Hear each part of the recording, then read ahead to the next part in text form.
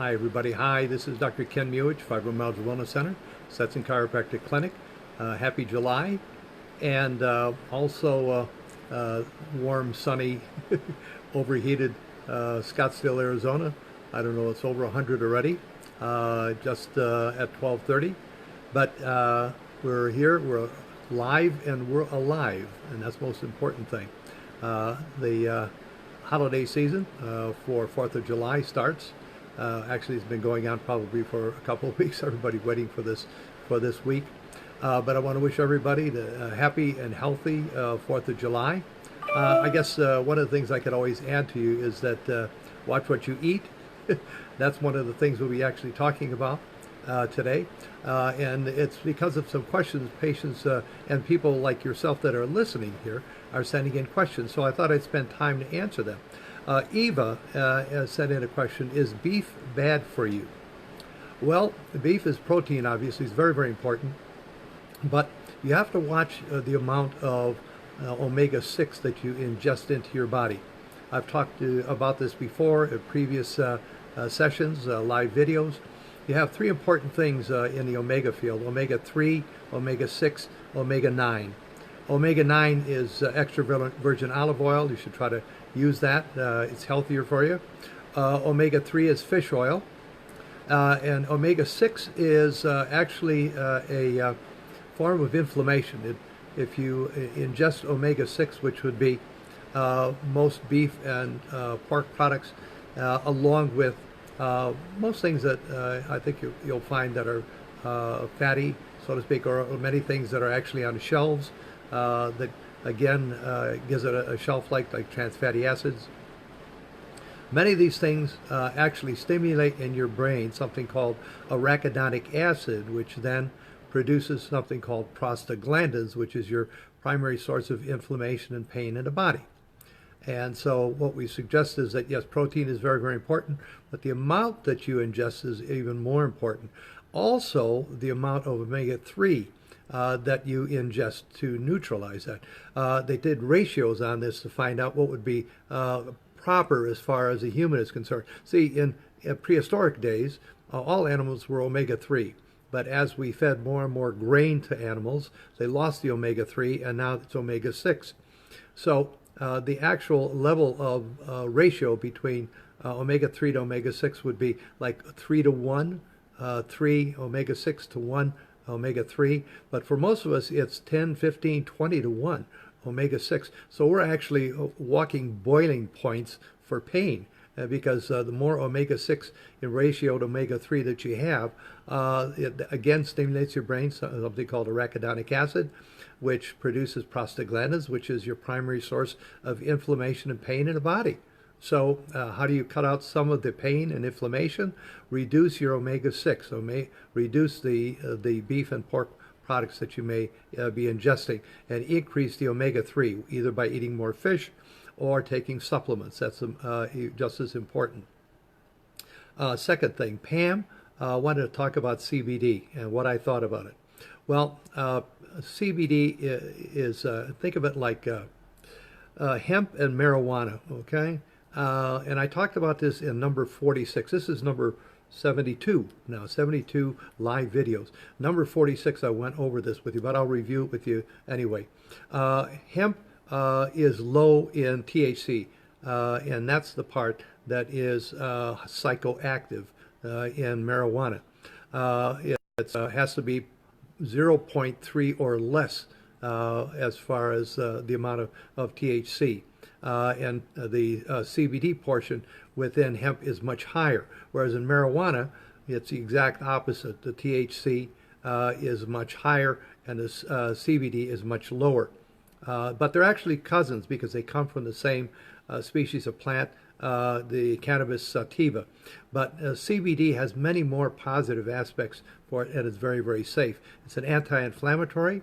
It increases your immune system. As far as the GI tract, it regulates that, and it gives you healthy sleep patterns. It reduces Parkinson's. I know my brother has Parkinson's, and I put him on CBD, and it did help him. It reduces blood sugar levels.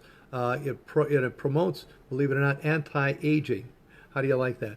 Now, it's also good for four-legged animals. So giving it to your dogs and horses and cats and so forth should be just proper. You can check with your veterinarian as far as that's concerned. But it should be very safe, and it helps them in many ways. It's the same things that we talked about that I had mentioned.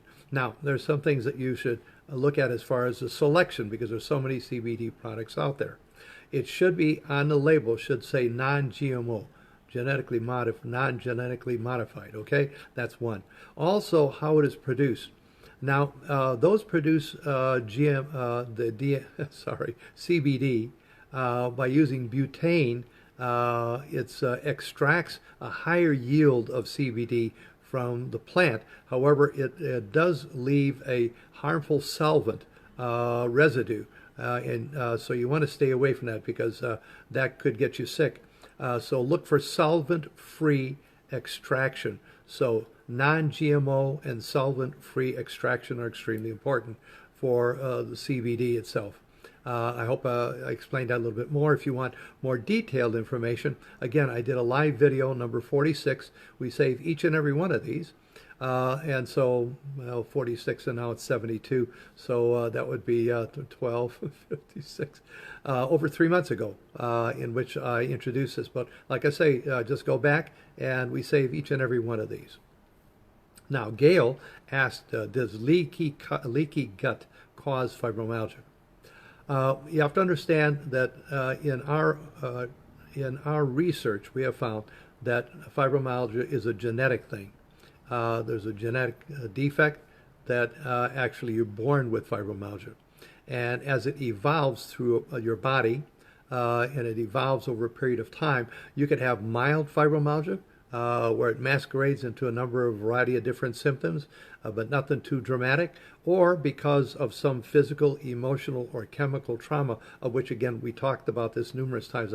I referred to this. Fibromyalgia is triggered to a much higher degree by some physical, emotional, or chemical trauma. Physical, an auto accident, I've seen those before. Emotional, death in a family. Chemical, molds and spores in your home, possibly, or some other thing, some other similarity in itself. So one of the very, very multiple symptoms of fibromyalgia is leaky gut. As a matter of fact, I have this for the patients that we go over. It's the Fibromyalgia Wellness Center's fibromyalgia brochure, and inside it has in it the major symptoms that fibromyalgia patients actually have to face, or that we check off. Does everybody have, all fibromyalgia patients have all of these? No, but many of them have a large number of these. And one of the things about irritable bowel, I'll say, often called leaky gut, spastic colon, or mucus colitis. And so one of the things that actually, symptoms that evolves from fibromyalgia is this leaky gut syndrome, so to speak. And so does leaky gut cause fibro? No, you already have it. But then not everybody has leaky gut, but for some, if they have fibromyalgia and it's triggered, then one of those things is leaky gut. But there's so many other things in here: fatigue, insomnia, let's say, yeast infections, frequent urination. I'm just going over a few of these. Dermatological things such as rashes, red blotches, neurodermatitis, brittle, poor nails, and miscellaneous things such as headaches, dizziness, vertigo, nasal congestion, abnormal taste in the mouth, leg and foot cramps. You can go on and on and on. I mean, no two fibromyalgia patients come in with the same thing. That's the thing. But what we do is we go over this with them so that we find out exactly what they have. And many of these might be a secondary condition, so we have to relate to that also. But as the fibromyalgia patients get better and we check these things, all of a sudden they don't have some of these things. They start dropping off. And that's the thing we look for. So again, leaky gut is a common symptom from fibromyalgia, but leaky gut does not cause fibromyalgia itself. Pam brought out a question about Lyrica and what I thought about it, and advantages, disadvantages.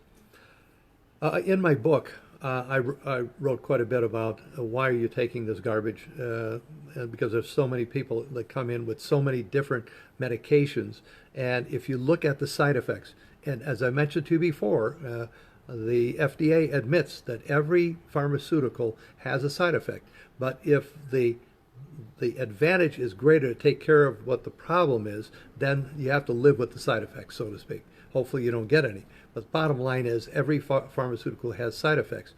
Lyrica has a lot of them. Lyrica has a lot of them that are the same symptoms that fibromyalgia patients have.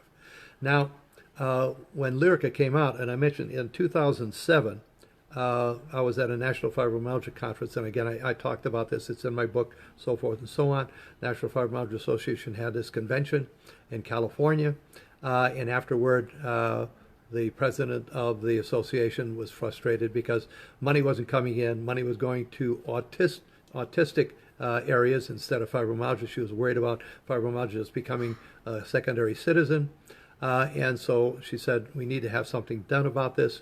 And that was in May. 1 month later, while watching television, I mentioned that I saw Lyrica was the drug of choice by the National Fibromyalgia Association specifically for fibromyalgia. Well, you have to understand, Lyrica actually came out as an epileptic medicine. It wasn't for fibromyalgia. And the side effects, again, are many. And of course, as I mentioned, many of those are the same symptoms fibromyalgia patients have. In 2000, that was in 2007. 2009, Pfizer, who actually produced the product, pleaded guilty to what they call mishandling with intent to lie, in effect. And it cost them $2.3 billion settlement and a corporate agreement, integrity agreement, so to speak, for the company. But they still sell it. And I've not really seen any long-term, shall we say, studies on Lyrica, other than the fact that many fibromyalgia patients come in and say when they take it, they feel worse. Some feel better initially, but then over a period of time, they get worse because the secondary symptoms actually start coming out, the secondary side effects of the medication itself. Now, if you are taking Lyrica and it is helping you, I'm happy for you. Great. Okay? Just as I've said before, make sure you look at the side effects, because if you're all of a sudden you're starting to have secondary conditions or symptoms that come out, look at the side effects of Lyrica, because you may be having these actually show up now if you didn't have them before. So these are all questions that patients actually ask me, or during this talk people come in and actually they send in messages, how about this, and so forth and so on. So I'm going to try and cover these as we go along, because if they're important enough for you, then they're important for me to explain to you exactly what we're doing. Again, if you have any questions, feel free to contact us, Fibromyalgia Wellness Center, or you can call us 480-948-4955. Look at our website. Many of the patients that we've had that have gone through the program successfully will tell you what they've gone through, and their tears and their faith and their ability to now live normal lives is extremely important. It's time. If you have questions, like I say, send them in. Get in touch with the Fibromyalgia Wellness Center. I try to check all the time, find out and see who's sending in any questions. I want to thank each and every one of you. Again, happy 4th of July. Be safe and enjoy the holiday. Our America is better than I think anywhere else that you could live. Thank you very, very much from Dr. Ken, Setson Chiropractic, Fibromyalgia Wellness Center. Look forward to seeing you next Monday, good Lord willing, 12:30 Monday, 12:30 p.m. with other subjects, either questions like this, or maybe I'll dig something up that that's new, or maybe needs to be repeated and stressed. Thank you so very, very, very much. Have a wonderful. Bye-bye now.